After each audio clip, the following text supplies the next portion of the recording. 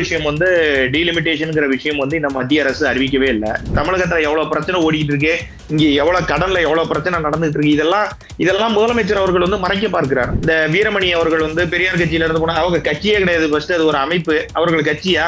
எங்கெங்கெல்லாம் பாலியல் பலாத்காரம் நடக்குது, எங்கெல்லாம் திருட்டு நடக்குது, அதையாவது போய் போராடி மக்களுக்கு உண்டான பிரச்சனையாவது தீட்டுக்கிட்டு இருப்பான். அதையும் இங்க எடுத்து தமிழகத்துல என்னவெல்லாம் நடந்துட்டு போது எல்லாம் கூட்டணிக்கு வாங்க, கூட்டணி கட்சி எல்லாம் ஒன்னா வந்து உட்காந்து பேசுவோம் அப்படின்னு சொல்லிட்டு டீ காபி சாப்பிட்டு வந்திருக்காங்க சுபாஜி. வேறெல்லாம் இதுல பெருசா பேசுவதற்கெல்லாம் ஒன்றுமே கிடையாது. இன்னைக்கு நடந்த அனைத்து கட்சி கூட்டம் பாஜகவுடன் கூட்டணி அப்படிங்கிற ஒரு விஷயத்தெல்லாம் எங்க மாநில தலைவரும் சொல்ல, அதிமுகவினுடைய பொதுச் செயலாளரும் சொல்லவே கிடையாது. பேச தெரியாத ஒரு முதலமைச்சர், தமிழை கூட ஒழுங்காக உச்சரிக்க தெரியாத ஒரு முதலமைச்சராகத்தான் நாங்க பாக்குறோம். இப்ப திருமாவளவனை போய் சொல்லுங்க, ப்ளூ ஸ்டார் ஸ்கூலை இழுத்து பூட்டி சீல் வைக்க சொல்லுங்க. சன்சைன் ஸ்கூல் நீங்க எங்க கிட்ட சொல்றத விட போய் சன்சைன் ஸ்கூல்ல போய் சொல்லுங்க. செங்கலெல்லாம் தூக்கிட்டு உதயநிதி ஸ்டாலின் தையத்தக்கன்னு குதிச்சாரு. இப்ப போய் உங்களுக்கு 10 மருத்துவமனை வேணும், 2 எய்ம்ஸ் வேணும்னு சொல்லிட்டு போய் பின்கதவு வழியாக போய் மா சுப்பிரமணியம் அவர்கள் போய் கேட்டுட்டு வராரு. அன்பு டிஎன் டாக்ஸ் 24 நேயர்களுக்கு வணக்கம். நம்முடன் இன்று இணைந்திருப்பவர் பாஜகவிலிருந்து அதனுடைய நிர்வாகி சபரி செல்வன் அவர்கள். வணக்கம் சபரி, உங்களை வரவேற்பதில் பெருமிதம் அடைகிறோம்.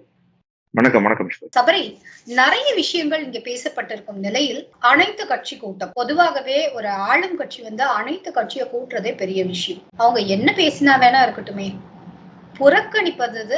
புறக்கணிப்பது அனைத்து கட்சி கூட்டத்தை அப்படிங்கிறது அது முறையா?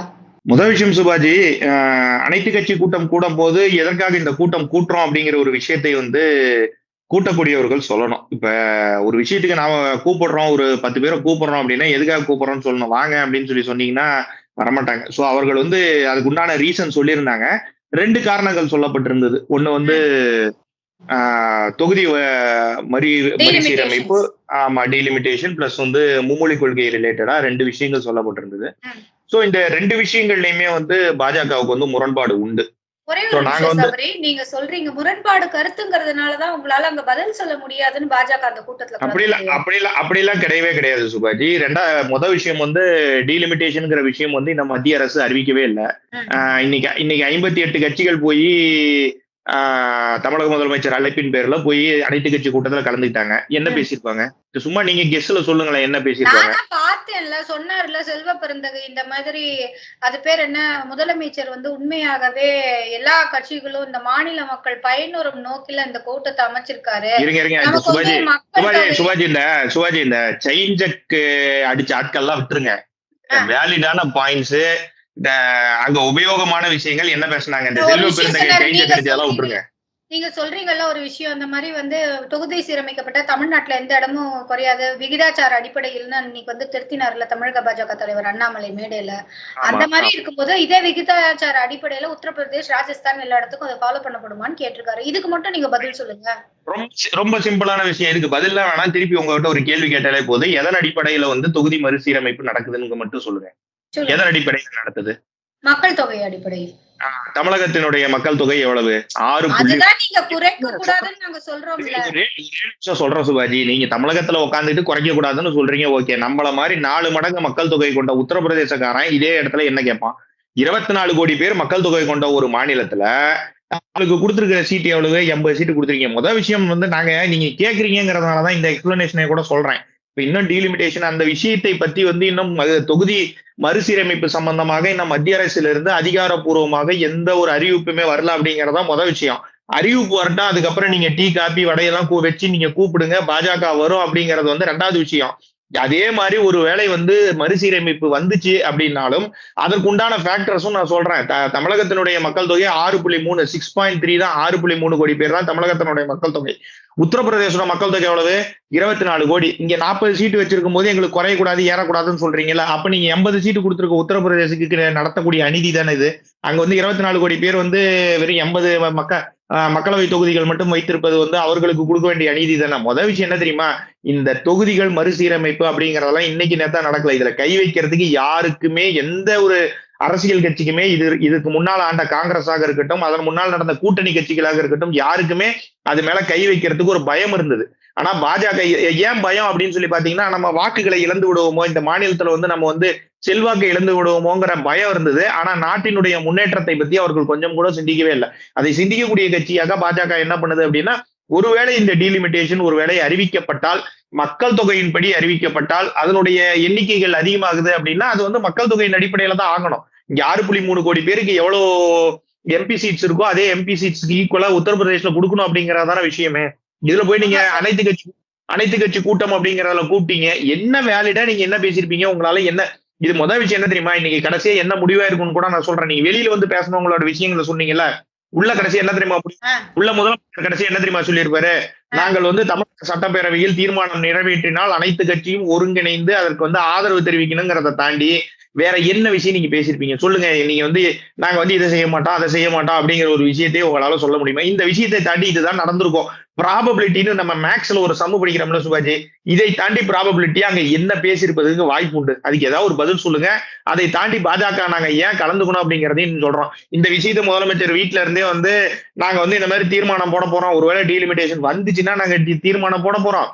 அது வரல அப்படிங்கிற பட்சத்துல அது விட்டுறலாம். வந்துச்சுன்னா நாங்க தீர்மானம் போட போறோம். எல்லாரும் ஆதரவு கொடுங்கன்னு கேட்டுட்டு போயிருந்திருக்கலாம். அதுக்கு எதுக்கு அனைத்து கட்சி கூட்டம்? உங்கள் அனைத்து கட்சி உறுப்பினர்களையும் மதித்து அவர்களுடைய ஒப்பீனியனை கேட்கறதுக்காக தானே இந்த கூட்டமே நடத்தினாங்க. சுபாஜி எதை பத்தி நீங்க ஒப்பீனியன் கேட்க போறீங்க? இன்னும் கவர்மெண்ட் சைட்ல இருந்து எந்த ஒரு அபிஷியல் ஸ்டேட்மெண்ட்ஸுமே வராம நீங்க எதை பத்தி ஒப்பீனியன் கேட்க போறீங்க? நீங்க அதுதான் கவர்மெண்ட்ல இருந்து அனௌன்ஸே பண்ணலையே. Let them announce. நாங்க அதான் சொல்றோம். கவர்மெண்ட் சைட்ல இருந்து ஃபர்ஸ்ட் அவங்க அனௌன்ஸ் பண்ணட்டும். சென்ட்ரல் கவர்மெண்ட் அனௌன்ஸ் பண்ணட்டும். இந்த மாதிரி நாங்க இது பண்ண போறோம், தொகுதி மறுவரை பண்ண போறோம் அப்படின்னு சொல்லட்டும். சொன்னதுக்கு அப்புறம் பேசிக்கலாம். அன்னைக்கு ஆனா நான் ஒண்ணே ஒண்ணு கேக்குறேன். வெள்ளம் வரப்போகுது, வந்ததுக்கு அப்புறம் அணை கட்டலான்னு இருக்க முடியுமா சபரி? இது வந்து இயற்கை பேரிடரா சுபாஜி? நான் கேக்குறதான் இது என்ன இயற்கை பேரிடரா? கவர்மெண்ட் சைட்ல இருந்து நான் ஒரு சம்பவத்தை சொல்றேன், ஒரு விஷயத்த சொல்றேன். ஃபர்ஸ்ட் வந்து ஒரு வேலையை மறுசீரமைப்பு பண்ற மாதிரி இருந்தாலும் மாநில அரசினுடைய ஒப்புதல் கேட்பாங்க. எல்லா மாநிலத்துக்குமே ஒப்புதல் கேட்பாங்க. அப்ப உங்களுடைய கருத்துக்களை தெரிவிங்க, உங்களுடைய எதிர்ப்புகளை தெரிவிங்க. அப்ப அனைத்து கட்சி கூட்டத்தை கூப்பிடுங்க. இது முன்னாடி எதுக்கு தெரியுமா? இது எல்லாமே வந்து மக்களை வந்து திசை திருப்புவதற்கு, வேற பிரச்சனைகள்ல இருந்து மக்களை திசை திருப்புவதற்காக சொல்லக்கூடிய ஒரு விஷயம் தான் சுபாஜி. நாட்டுல நடந்துகிட்டு இருக்கக்கூடிய பிரச்சனை, தமிழகத்துல எவ்வளவு பிரச்சனை ஓடிக்கிட்டு இருக்கு, இங்க எவ்வளவு கடன்ல எவ்வளவு பிரச்சனை நடந்துட்டு இருக்கு, இதெல்லாம் முதலமைச்சர் அவர்கள் வந்து மறைக்க பார்க்கிறார். அவருக்கு வந்து என்ன அப்படின்னா, ரொம்ப சிம்பிளான விஷயங்களை எல்லாத்தையுமே சீரியஸ் ஆக்கி அதை வந்து ஒரு பில்டப் கொடுத்து அந்த ஒரு விஷயங்களை தான் முதலமைச்சர் பண்றார். Let them announce. ஃபர்ஸ்ட் வந்து சென்ட்ரல் கவர்மெண்ட்ல இருந்து ஃபர்ஸ்ட் அனௌன்ஸ் பண்ணட்டும். அதுக்கப்புறம் பாத்துக்கலாம் சுபாஜி. இதெல்லாம் வந்து அனைத்து கட்சி கூட்டம். இன்னைக்கு நான் சொன்ன இந்த ப்ராபபிலிட்டியை தாண்டி வேற என்ன நடந்திருக்கும்? வேற ஒரு அங்க அங்க பேசுறதுக்கு ஒரு வெங்காயமே கிடையாது. ஒருவேளை அனைத்து கட்சிக்காரங்களையும் கூப்பிட்டு பேசணும், நான் வந்து ஒரு கிங் மேக்கர் அப்படின்னு சொல்லி முதலமைச்சர் காட்டணும் அப்படின்னு நினைச்சாருன்னா அது அவருடைய அரசியலாக நீங்கள் பார்த்துக் கொள்ளுங்கள். அந்த அரசியலுக்கு தீனி போட வேண்டிய அவசியம் வந்து பாஜகவுக்கு நிச்சயமா கிடையாது. சரி சபரி. ஆனா வந்து கிட்டத்தட்ட 63 கட்சிகளை கூப்பிட்ட இடத்துல வெறும் 5 கட்சிகள் தான் கலந்துக்கல. அப்போ பாக்கி 53 கட்சி 58 கட்சிகளும் கிட்டத்தட்ட என்ன அவங்களை ஒண்ணுமே விவரம் தெரியாம போனாங்கன்னு நினைக்கிறீங்களா? விவரம் தெரியாம இல்ல சுபாஜி. அவருக்கு மரியாதை கொடுத்து போயிருக்காங்க. எங்களுக்கு மரியாதை கொடுக்கணும்னு அவசியம் கிடையாது. அவ்வளவுதான். வேற ஒரு இதை நான் ஓப்பனாவே சொல்லிட்டு போயிருவேன். இது தேவையில்லாத ஒரு விஷயத்தை பில்டப் கொடுத்து நாங்க வந்து இன்னும் சினிமா அரசியலும் அந்த நாடக அரசியலும் வந்து முதலமைச்சர் மு க ஸ்டாலின் அவர்களும் திமுகவும் பண்ணிட்டு இருக்காங்க அப்படின்னா அதுக்கு எங்களுக்கு வேலை வெட்டி இல்லைன்னு நினைச்சிட்டு இருக்கிறீங்களா? ரொம்ப சிம்பிளான விஷயம். இன்னைக்கு மும்மொழி கொள்கைக்காக கையெழுத்து இயக்கங்களை வந்து அண்ணாமலை நான் ஆரம்பிச்சிருக்காரு. எங்களுக்கு வந்து மக்களுடைய முன்னேற்றத்தை நோக்கி நாங்க போய் கொண்டு இருக்கிறோம். இவர்களுக்கு என்ன அப்படின்னா அந்த கட்சியினுடைய பொதுச் செயலாளரோ இல்ல செயலாளரோ அவங்கதான் போயிருக்காங்க. எந்த கட்சியில இருந்து அதிகமா தலைவர்கள் எல்லாம் போகலன்னா ஒரு சில விஷயங்களை நான் சொல்றேன். நிறைய கட்சிகள்ல தலைவர் போயிருக்காங்க, இல்லைன்னு சொல்ல. இப்ப விஜய் கட்சியில இருந்து போனாங்களா? போக கிடையாது. புஷி ஆனந்த் அனுப்பிவிட்டாங்க. கமலஹாசன் போய் உட்காந்துருக்காரு. தேவையில்லாத இந்த வீரமணி அவர்கள் வந்து பெரியார் கட்சியில இருந்து போனாங்க. அவங்க கட்சியே கிடையாது. ஃபர்ஸ்ட் அது ஒரு அமைப்பு. அவர்கள் கட்சியா? இதெல்லாம் என்னன்னா அனைத்து கட்சி கூட்டம்னு சொல்லி கூப்பிட்டு வச்சுக்கிட்டு அவர்களுக்கு தேவையான விஷயங்களை பேசிக்கிட்டு செல்வ பிறந்தகை நீங்கள் தான் தமிழகத்தினுடைய முடிசூடா மன்னன் அப்படின்னு சொல்லி பேசுறதெல்லாம் அங்க நாங்க காது கொடுத்து கேட்கக்கூடிய அவசியம் வந்து பாஜகவுக்கு நிச்சயமாக கிடையாது சுபாஜி. இதெல்லாம் தேவையில்லாத ஒரு விஷயம் தான். அங்க சோறுக்கு ஓசியில போட்டிருப்பாங்கன்னு ஒரு வேளை வீரமணி போயிருப்பாரு. மற்றபடி நாங்கள் வந்து இதெல்லாம் போய் கலந்துக்கணும், டீ காப்பி போய் அங்க போய் வெட்டியா நேரத்தை செலவு செய்வதை பாஜக விரும்பவில்லை சுபாஜி. சரி, டீலிமிட்டேஷன்ஸ் வெட்டியா நேரம் செய்யறத விரும்பலன்னு சொல்றீங்க. சம படிப்பு சம உரிமைன்னு சொல்றீங்க. வரட்டும் சுபாஜி. நாங்க என்ன சொல்றோம், இது வெட்டின்லாம் நாங்க சொல்ல கிடையாது. ஒருவேளை டீலிமிட்டேஷன் வந்துச்சுன்னா அதற்கு உண்டான உரிமைகளை மத்திய அரசிடம் கேட்டு தமிழக பாஜக நிச்சயமாக போராடும். ஒருவேளை நாங்க வந்து எங்களுக்கு உண்டான லிமிடேஷன் கரெக்டா இருக்கு அப்படிங்கிற பட்சத்துல மட்டும்தான் நாங்க சமாதானமாவே மொழிய எங்களுக்கு ஒருவேளை சீட்டுகள் குறைந்தாலோ மற்ற இடங்களுக்கு வந்து தமிழகத்துக்கு அநீதி இழைக்கப்பட்டாலோ தமிழக பாஜக நிச்சயமாக போராடும். நாங்க இல்லைன்னா சொல்ல கிடையாது. இது வந்து விளையாட்டுத்தனம்லாம் நான் இந்த விஷயங்கள் வரும்போது விளையாட்டுத்தனம்லாம் நான் சொல்ல கிடையாது. ஆனா இந்த விஷயங்கள் இன்னும் வரவே இல்லையே. கவர்மெண்ட் சைட்ல இருந்து அன்னைக்கு வந்த உள்துறை அமைச்சர் என்ன சொல்லிட்டு போனாரு, அவர் தான் இதுக்கு டோட்டல் இன்சார்ஜ். ஒருவேளை ஒரு விஷயங்கள் இப்படி நடக்கிற மாதிரி இருந்ததுன்னா அதுக்கு உள்துறை அமைச்சகம் தான் பொறுப்பேற்க போகுது. அதனுடைய அமைச்சரே கேபினெட் மினிஸ்டரே வந்து கோயம்புத்தூர்ல பேசும்போது என்ன சொல்லிட்டு போறாரு, அது கண்டிப்பாக இந்த நிமிடம் வரைக்கும் நாங்க முடிவு செய்யவே இல்லை. ஒருவேளை அப்படி வந்துச்சுனாலும் தமிழகத்துல சீட் எல்லாம் கம்மியாவது, கவலைப்படாதீங்க அப்படின்னு சொல்லிட்டு தான் போயிருக்காரு. அது ஒரு வாக்குறுதி மாதிரி தான் கொடுத்துட்டு போயிருக்காரு. என்ன அபிஷியல் அனௌன்ஸ்மெண்ட் ஏதாவது சென்ட்ரல் கவர்மெண்ட் சீல் வச்சு எம்பளம் போட்டு ஏதாவது ஒரு அபிஷியல் ஸ்டேட்மெண்ட் ஏதாவது வந்துதா? தமிழக அரசு கிட்ட வந்து ஏதாவது கருத்து கேட்டிருக்காங்களா? அதெல்லாம் ஒண்ணுமே கிடையாது. தமிழக அரசு கிட்ட இருந்து மத்திய அரசே கருத்து கேட்காத போது தமிழக அரசு எதுக்கு மற்ற கட்சிகள் கிட்ட எல்லாம் கருத்து கேட்டுட்டு உட்காந்துருக்காங்க? இது வெட்டி வேலை தான். முதலமைச்சருக்கு பார்ப்பதற்கு வேற வேலையே கிடையாதா?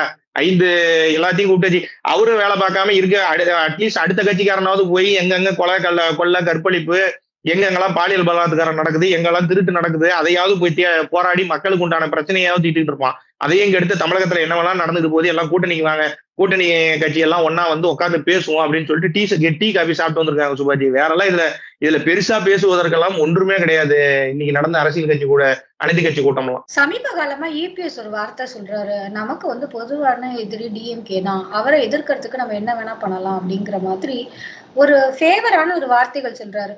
ஒருவேளை இபிஎஸ்க்கு எங்க ஏதாவது ஒரு நெருக்கடி இருக்கோ, ஒரு அச்சுறுத்தல் இருக்கோ? அப்படிலாம் கிடையாது சுபாஜி. இது நாங்க ரொம்ப நாளாவே நாங்களும் தான் சொல்லிட்டு இருக்கோம். இதுக்கு முன்னாடி நம்ம பேசின இன்டர்வியூஸ்லயே பல விஷயங்கள் நான் சொல்லியிருக்கேன். ரொம்ப போல்டா எடுத்தாருல, பாஜகவுடன் பயணிப்பதில்லை அப்படிலாம் சொல்லிட்டு. ஆனா இப்போ வந்து அவர் வந்து சட்டிலா போறாருல, அதனால எங்க ஏதாவது நெருக்கடி இருக்கா?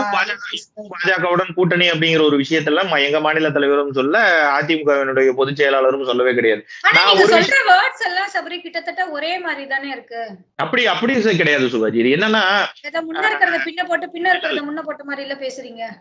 அதை நம்ம எங்க வேணாலும் போட்டுக்கலாம். ஆனா விஷயம் என்ன தெரியுமா, 2026 திமுகவை வீட்டுக்கு அனுப்புவதுங்கிறத மட்டும்தான் ஒரே ஒரு லட்சியம். அது எங்களுக்கு மட்டும் கிடையாது, பல கட்சிகளுடைய லட்சியம் அதுதான். ஏன்னா தமிழகத்தை பின்னோக்கி ரொம்ப இழுத்துட்டாங்க சுபாஜி. இந்த ஒரு 4 வருஷத்துல எந்த அளவுக்கு பின்னோக்கி இழுக்க முடியுமோ அந்த அளவுக்கு இழுத்துட்டாங்க. ஏன்னா 28 இருக்கக்கூடிய அத்தனை மாநிலங்களுமே ஒரு விஷயத்தை ஒருங்கிணைஞ்சு ஒரு விஷயத்தை செய்யும் போது தமிழகம் மட்டும் நாங்கள் தனித்து நிற்கிறது அப்படிங்கிறத காட்டுறதுலாம் வந்து, இதை தனித்து நிற்பதற்கு என்ன இருக்கு அப்படிங்கிறது தெரியாம முதலமைச்சர் அவர்கள் வந்து அவருக்கு அதை பத்தி என்ன தெரியும்? மும்மொழி கொள்கை அப்படின்னு சொல்லிட்டு தினம் யாராவது ஒருத்தங்க எழுதி கொடுக்குற ஸ்கிரிப்டை வந்து பேஸ்புக்லயும் ட்விட்டர்லயும் போஸ்ட் பண்றது, ஒரு 4 வரிகளை சேர்த்தாப்புல வந்து பேச தெரியாத ஒரு முதலமைச்சர், தமிழை கூட ஒழுங்காக உச்சரிக்க தெரியாத ஒரு முதலமைச்சராகத்தான் நாங்க பாக்குறோம். நீங்க இவர்கள் தமிழை வளர்த்த லட்சணத்தை பத்தி அண்ணாமலை அவர்கள் ஏற்கனவே சொல்லிட்டாரு. ஒரு 8ஆம் கிளாஸ் படிக்கிற பையனால ஒரு 4ஆம் கிளாஸ் படிக்கிற பையனோட புத்தகத்தை எடுத்து ஒரு செய்யுளை படிக்க முடியல. இவர்கள் எந்த அளவுக்கு தமிழை வளர்த்திருக்கிறார்கள்? இவர்கள் எப்படி மும்மொழி கொள்கை முதல்ல தமிழ் மொழியை காப்பதற்கே இங்க வக்குவழி இல்லாம சுத்திட்டு இருக்கு திராவிட முன்னேற்ற கழக அரசு. இதுல வந்து இவர்கள் மும்மொழியை எதிர்க்கிறேன், மும்மொழினா 3வது மொழி ஹிந்தி அப்படிங்கறது வந்து இவங்க ஸ்ட்ராங்கா மக்கள் மத்தியில கொண்டு போய் சேர்க்கணும்னு நினைக்கிறாங்க. அப்படி ஒரு விஷயமே கிடையாது. இதை ஏன் அவர்கள் வந்து செய்யணும் அப்படிங்கறதான நாங்க கேட்கிறோம். நீங்க கேட்கக்கூடிய விஷயங்கள்லாம் கரெக்ட் தான், ஆனா அதுல இருக்கக்கூடிய பாயிண்ட்ஸ் அண்ட் டேட்டாஸ் எல்லாமே தப்பு. முதலமைச்சர் அவர்கள் பேசுவது, அவர்கள் செய்யக்கூடிய செயல்கள் எல்லாமே தப்பு. அதை தாண்டி தமிழகத்தினுடைய சட்டம் ஒழுங்கின் மீது முதலமைச்சர் அவர்களும் துணை முதலமைச்சர் அவர்களும் காவல்துறையை ஏவி விட்டு மக்களை வந்து ஒடுக்குவதையோ, நடக்கக்கூடிய பாலியல் வன்கொடுமைகளையோ, நடக்கக்கூடிய கள்ளச்சார வியாபாரங்களையோ, போதைப் பொருள் தடுப்புகளையோ வந்து முதலமைச்சர் அவர்கள் வந்து அவர் வந்து கண்காணிப்புல வச்சிருந்தாரு அப்படின்னா தமிழகத்துல வந்து இன்னும் பிரச்சனை இல்லாம இருக்கும்.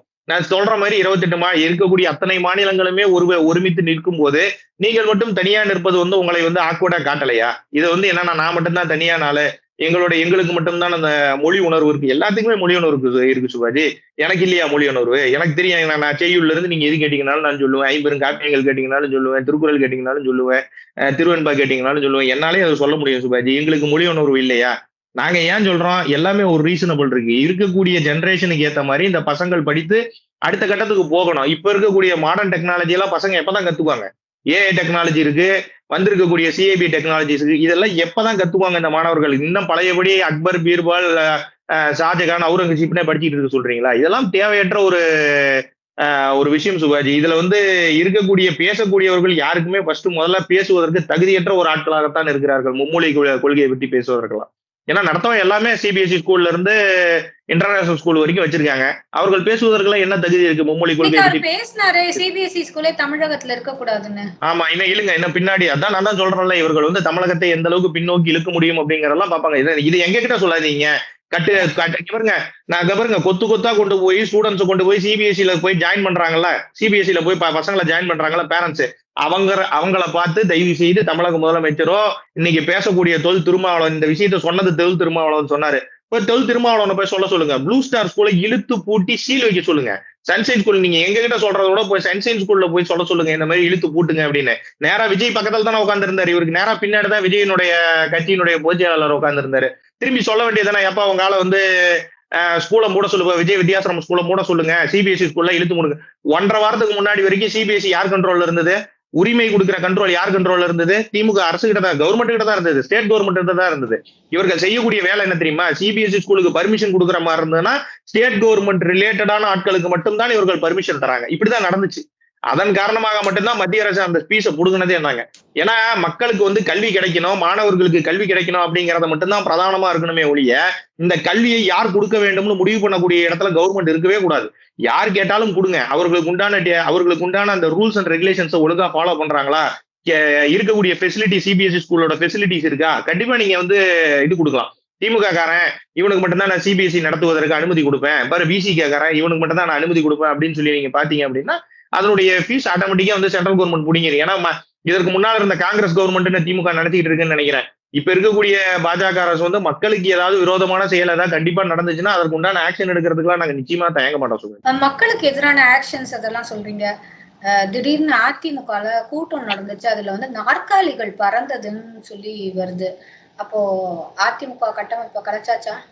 இது எல்லாமே வதந்திகள் பேர்ல நம்ம சொல்லிக்கிற விஷயம் தான் சுபாஜி. எல்லா கட்சியிலுமே உட்கட்சி பூசல் அப்படிங்கிற ஒரு விஷயங்கள்லாம் இருக்கும். நாங்க கொஞ்ச நாளைக்கு முன்னாடி திமுகவினுடைய கூட்டத்துல கூட தான் நாற்காலிக்கு பறந்த விஷயங்கள்லாம் இருந்திருக்கு சுபாஜி.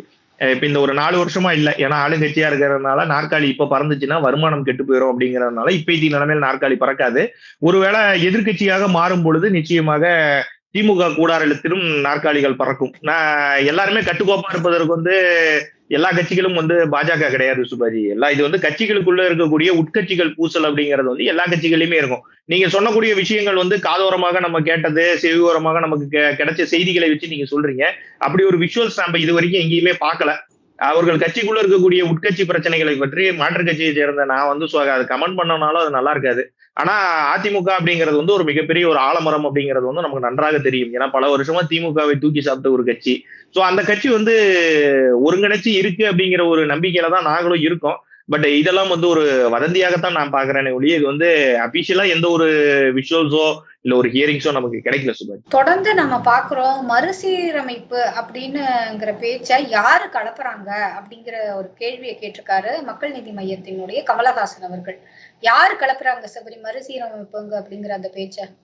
அவர் கேட்கறதெல்லாம் இருக்கட்டும். முதல்ல இந்தியாவில எத்தனை தொகுதிகள் இருக்கு அப்படிங்கறத வந்து முதல்ல அவரு படிச்சாரு அப்படின்னா பரவாயில்ல. 534 434 தெரியாம தான் இன்னைக்கு பிரஸ் மீட்டே கொடுத்தாரு. அதை பார்த்திருந்தீங்க அப்படின்னா தெரிஞ்சிருக்கும். இந்த மறுசீரமைப்பு அப்படிங்கிற ஒரு விஷயத்தை கிளப்புவது வந்து தமிழக அரசு இந்த நிமிஷம் வரைக்கும் இந்தியாவுல எந்த மாநிலத்திலையுமே இந்த பிரச்சனை கிளம்பல. இந்த பிரச்சனை கிளம்பி இருக்கிற டெல்லியில இருந்து இத்தனை மாநிலங்களை தாண்டி தமிழகத்தினுடைய முதலமைச்சருக்கு மட்டும் தனியாக அந்த காலத்துல ராஜாக்களுக்கு இருந்த ஒற்றர்கள் மாதிரி பார்லிமெண்ட்ல ஏதாவது ஒற்றர்கள் வைத்திருக்கிறாரா முதலமைச்சர் அப்படிங்கிற சந்தேகம் எங்களுக்கு வருது. ஏன்னா இந்த நிமிஷம் வரைக்கும் நான் ஆரம்பத்திலேயே சொன்ன மாதிரி கவர்மெண்ட் சைட்ல இருந்து எந்த ஒரு அபிஷியல் அனௌன்ஸ்மெண்ட்டுமே வராம முதலமைச்சருக்கு மட்டும் எங்க இருந்துதான் இந்த மாதிரி தகவல்கள் எல்லாம் வருது அப்படிங்கறதுன்னு தெரியல. அவரை பொறுத்த வரைக்கும் என்ன தெரியுமா, தமிழகத்துல நடந்து கொண்டு இருக்கக்கூடிய மற்ற பிரச்சனைகளை திசை திருப்புவதற்கு அவர்கள் கையில் எடுக்கக்கூடிய ஆயுதம் வந்து ஹிந்தி அப்படிங்கிற ஒரு ஆயுதம் தான். அதையும் நாங்க இந்த தடவை உடைச்சிட்டோம். ஏன்னா இந்த தடவை மும்மொழி கொள்கையில ஹிந்தி அப்படிங்கிறது கட்டாய பாடம் கிடையாது அப்படிங்கிற ஒரு விஷயத்தை வந்து ஒரு மிகப்பெரிய ஒரு ட்ரம் கார்டாக மத்திய அரசு தூக்கி போட்டுருச்சு. ஹிந்தி படிக்கணும்னு அவசியம் கிடையாதுப்பா, நீங்க எந்த லாங்குவேஜ் வேணாலும் படிச்சுக்கோங்க அப்படின்னு சொல்லிட்டு. சோ அவங்க ஆட்டோமேட்டிக்கா ஹிந்தி அப்படிங்கிறதுக்கு வர முடியாது. இவர்கள் ஹிந்தி எது இங்கிலீஷ் எதுன்னு தெரியாம இப்ப போர்டு அடிக்க போய் இப்ப முன்ன மாதிரிலாம் சென்ட்ரல் கவர்மெண்ட் வந்து நீங்க கையில கருப்பு பெயிண்ட் டப்பாலாம் தூக்கிட்டு சுத்தினீங்கனால விட மாட்டாங்க. ரயில்வேஸ்ல போய் ஹிந்தி அடிக்கிறேன் அப்படின்னு சொல்லி போனீங்கன்னா 6 மாசம் சிறை தண்டனையில ரயில்வே போலீஸ் தூக்கி உள்ள போட்டுரும். ஏன்னா அது சென்ட்ரல் கவர்மெண்ட் கண்ட்ரோல்ல இருக்கக்கூடிய ஒரு காவல் கண்காணிப்பு அறை. சோ அவங்களாம் தூக்கி உள்ள போட்டுருவாங்க. முன்ன மாதிரிலாம் பார்த்துட்டு சும்மா இருக்க மாட்டாங்க. சோ அவர்களுக்கு இருக்கக்கூடிய ஒரே ஆயுதம் என்ன அப்படின்னு சொல்லி பாத்தீங்கன்னா, இப்ப இருக்கிற நிலைமையில வேற என்னடா பிரச்சனை இருக்கு அப்படின்னு சொல்லி பாத்தீங்கன்னா, இது யாராவது ஒருத்தர் வந்து முதலமைச்சர்கிட்ட சொல்லியிருப்பாங்க இப்படி வருவதற்கு வாய்ப்புகள் உண்டு. அதுக்கு காரணம் என்ன தெரியுமா சுபாஜி? பார்லிமெண்ட்ல பாத்தீங்கன்னா நம்ம 534 அப்படிங்கறதை தாண்டி நாங்க கிட்டத்தட்ட ஒரு 850 900 இருக்கைகள் பக்கம் வந்து பார்லிமெண்ட்ல வந்து கட்டும் போதே டிசைன் பண்ணி தான் கட்டினாங்க. பேச்சு வந்து கண்டிப்பா மறுசீரமைப்பு உண்டு அப்படிங்கிற அது கட்டும் போதே வந்து அதை டிசைன் பண்ணி தான் கட்டினாங்க. ஏன்னா இந்த 534 இந்த நம்பர்ஸ் எல்லாம் கிட்டத்தட்ட சுதந்திரம் அடைந்த காலத்துல இருந்து நம்ம கொஞ்சம் கொஞ்சமா மாத்தி ஏத்தி கடைசியா இதையே தான் நாங்க டெம்பரமெண்டா வச்சுக்கிட்டு வந்துகிட்டு இருக்கோமே ஒழிய மக்கள் தொகையின் அதிகரிப்புக்கு ஏத்த மாதிரி வந்து அதனுடைய லிமிடேஷன்ஸ் நம்ம மாத்தி இருக்கோமா அப்படின்னு சொல்லி பாத்தீங்கன்னா அது நிச்சயமாக கிடையாது. ஒரு காலத்துல வந்து ஒரு 2 லட்சம் சிட்டிசன்ஸுக்கு வந்து ஒரு எம்பி இருந்தாரு, ஒரு 1,50,000 ஒரு லட்சம் பேருக்கு வந்து ஒரு எம்எல்ஏ இருந்தாரு அப்படிங்கிற ஒரு கட்டமைப்பு இருந்தது. ஒரு எம்எல்ஏவால ஒரு 1,50,000 பேரை தான் போய் பார்க்க முடியும், 1,00,000 பேரை தான் போய் பார்க்க முடியும், அவங்களுக்கு மட்டும்தான் நலத்திட்ட உதவிகள் செய்ய முடியும். சோழிங்கநல்லூர் நாங்க எம்பி தொகுதி நீங்க கேக்குறீங்களா மறுசீரமைப்பு, என்ன கேட்டீங்கன்னா தமிழகத்துல இருக்கக்கூடிய அசம்பிளியவே மறுசீரமைப்பு பண்ண வேண்டிய சூழ்நிலைகள்ல தான் இன்னைக்கு தமிழக அசம்பிளியே இருக்கு. நீங்க எம்பி சீட்லாம் அடுத்ததுக்கு போலாம், முதல்ல உங்களுடைய முதுகுல வந்து கூடிய சோப்பை வந்து துடைக்க வேண்டிய ஒரு சூழ்நிலையில தான் தமிழக அரசு இருக்குது. இந்த மறுசீரமைப்பு நீங்க பாத்தீங்கன்னா தமிழகத்துல இருக்கிறதுல ரொம்ப சிம்பிளான ஒரே ஒரு தொகுதி மட்டும் சொல்றேன். சென்னையில வந்து சோழிங்கநல்லூர் அப்படின்னு ஒரு தொகுதி இருக்கு. இந்த ஆமா, இந்த சோழிங்கநல்லூர் தொகுதியோட மக்கள் தொகை எவ்வளவுன்னு தெரியுமா? 6,00,000 பேர். 6,00,000 பேருக்கு வந்து ஒரு எம்எல்ஏ. இந்த 6,00,000 பேர்த்தை இந்த ஒரு எம்எல்ஏவால போய் அவர்களுக்கு தேவையான நலத்திட்ட உதவிகள் என்னென்ன ஸ்கீம்ஸ் எல்லாம் வந்திருக்கு இதெல்லாம் கொண்டு போய் முறையா ரீச் பண்ண முடியுமா? எம்எல்ஏவா 6,00,000 பேர் தொடர்பு கொள்வது வந்து சாத்தியமான ஒரு விஷயமா? அதை மறுசீரமைப்பு பண்ணி அதை ஒரு 3 தொகுதியா பிரிங்க. இதை வந்து தமிழகத்துல செய்யுங்க. நாங்க என்ன சொல்றோம், இதை நீங்க கேட்டீங்க அப்படின்னா சென்ட்ரல் கவர்மெண்ட் செஞ்சு கொடுக்கும். எங்களுக்கு வந்து 234 வேண்டாம், எங்களுக்கு இன்னும் அதிகம் பண்ணு. இது வந்து உங்களுடைய கண்ட்ரோல்ல இருக்கு. சென்ட்ரல் கவர்மெண்ட்ல இன்னைக்கு அதே தான் பண்றாங்க. சென்ட்ரல் கவர்மெண்ட் என்ன பண்றாங்க, உத்தரப்பிரதேசல 24 கோடி பேர் இருக்காங்க, வெறும் 80 எம்பி சீட்டு தான் இருக்காங்க.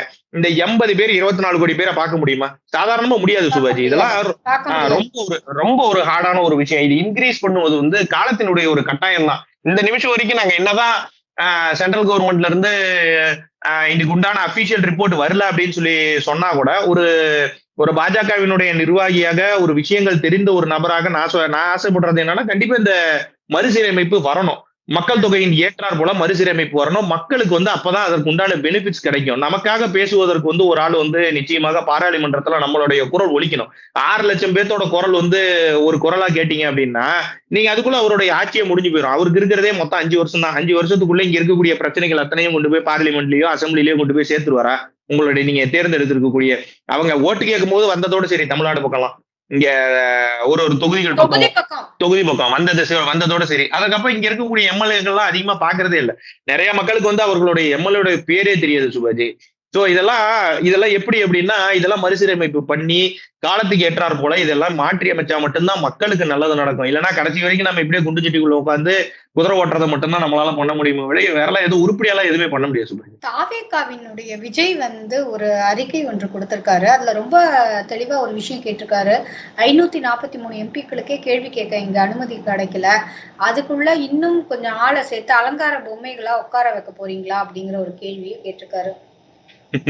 முதல்ல வெளியில வந்து பிரஸ் வந்து பார்த்து கேள்வி அவங்க கேட்கிற கேள்விக்கு ஒரு பதில் சொன்னாருன்னா சிறப்பா இருக்கும் சுபாஜி. இது வந்து 543 எம்பிக்களுக்கு வந்து கேள்வி கேட்பதற்கு அனுமதி கிடைக்கல அப்படிங்கறதெல்லாம் வந்து அதெல்லாம் புரிதல் இல்லாம சொல்லக்கூடிய ஒரு விஷயம்.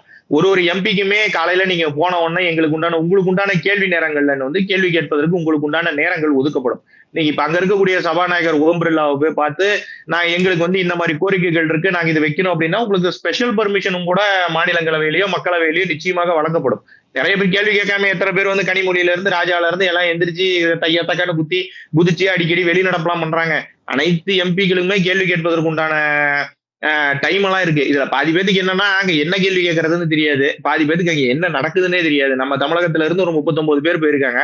இந்த 39 பேர்ல 10 பேர் மட்டும்தான் தகுதியானவர்கள். மீதி இருக்கக்கூடிய 29 பேத்துக்கு பார்லிமெண்ட்டுக்கு உள்ள போனோம்னா ஆஹா கட்டணம் பார்ப்பா எவ்வளவு பெருசு இருக்குது பார்ப்பா, அங்க பார்ப்பா அம்பேத்கர் சிலை வச்சிருக்காங்க, இங்க பார்ப்பா சர்தார் வல்லபாய் பட்டேல் சிலை வச்சிருக்காங்கன்னு போய் செல்ஃபி எடுக்கிறதுக்கும் அங்க உட்காந்து பேசுறதுக்கும் அதை விட்டாங்கன்னா நேரா கேன்டீன் பக்கம் போய் கேன்டீன்ல இருக்கக்கூடிய போண்டால இருந்து வடையில இருந்து டீல இருந்து ரேட் எல்லாம் கேளுங்க. அத்தனை ஊர் எம்எல்ஏ எம்பியும் தெல்ல தெளிவா சொல்லுவாங்க. அங்க போனீங்கன்னா 5 ரூபாய்க்கு வடப்பா 10 ரூபாய்க்கு டீ கிடைக்குமான்னு சொல்லிட்டு தெல்ல தெளிவா சொல்லுவாங்க. அவர்களுக்கு தெரிந்தது அதுதான். மக்கள் பிரச்சனைக்காக இவர்கள் எத்தனை முறை குரல் கொடுத்திருக்கிறார்கள். இவர்கள் போய் நான் கேட்கிறேன் சுபாஜி, தான் தொகுதி ரிலேட்டடா இது வரைக்கும் எத்தனை எம்பி வந்து தமிழகத்தை சேர்ந்த எம்பிக்கள் அங்க போய் பேசியிருக்காங்க. அவர்கள் பேசக்கூடியது என்ன தெரியுமா, அங்க போய் பதவி ஏற்கும் போதே ஸ்டாலின் வாழ்க, உதயநிதி ஸ்டாலின் வாழ்க, பெரியார் வாழ்கன்னு சொல்லி பதவி ஏற்றீங்க.